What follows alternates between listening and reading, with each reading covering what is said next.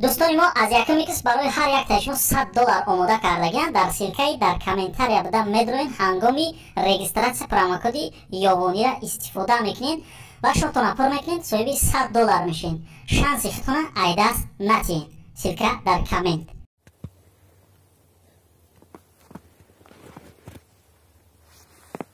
صبح بخیر. خنده و شادی نصیب شما. قصه نوبتی درباره برادرای نوسکش. مرحبا. دو تا دوگانه جدا شتی هم خیلی صحبت شما رفته استی انا ما ای خیلی خریدم من او خیلی خریدم. خلاصه ایش گاو مزنه اوش گاو مزنه ایش گاو مزنه اوش گاو مزنه گپا تموم میشه.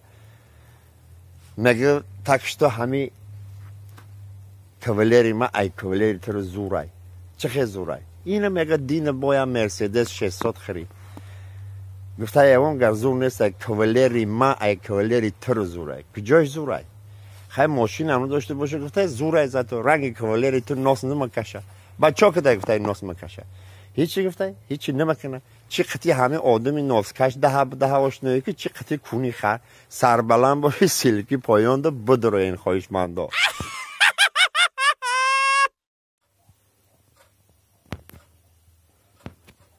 سلام جناب و خانما. قصه نوبتی وقت ساعت آمد. قصه درباره برادرای اتوبوسچی.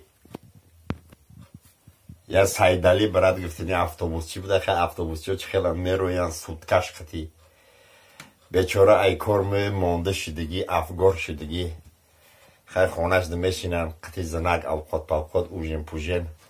گفته زنگ ما گشنی بد موندم یا دبف که با خیلی زنگ خودش نمیرزه مردک نمیرزه و خیلی میزنه استراحت میکنه نگاه میکنه که اوژه ساعت هم وقت ساعت خوروی میرم پستل میدونی انجوره همه خیلی زنگ روشو میگردن و کوش طرفی مردک یه ساعت نیم ساعت میگذره مردک تلو میکنه ای صابیره خوابی بیدار ای نه بیدار مالی خواب نیستم خیر رو تسنی مکاخی. گفته نه تو چیزناک خوردگی بوی چیزناک میکنه و گفته خدازده تو گراخ شوربا خوردگی تو خیلی اگر کون تسنی من بگرده مرا تا سهر خواب نمیبره.